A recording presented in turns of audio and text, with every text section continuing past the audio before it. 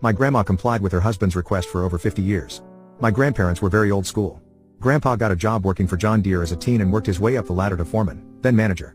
Grandma was a typical housewife in the 1950s and was held to typical housewife standards. She was to cook and clean and be prepared to entertain Grandpa's business associates at a moment's notice. It was her job to make sure the children were taken care of and never got in her husband's way. She was expected to have dinner on the table at 5:30 sharp, when he got home from work. Her house and herself were to be impeccably kept at all times.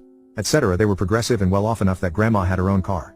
She was expected to use it to run the household errands and take the 4 kids to appointments and such.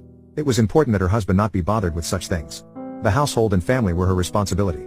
He had a job. Well, one day, Grandpa arrived home from work and not only was dinner not on the table, but Grandma wasn't even there. The kids hadn't been fed. Their homework was still on the kitchen table, there were unwashed dishes in the sink, and a dozen other little chores hadn't been done yet. Most importantly, Grandpa was inconvenienced.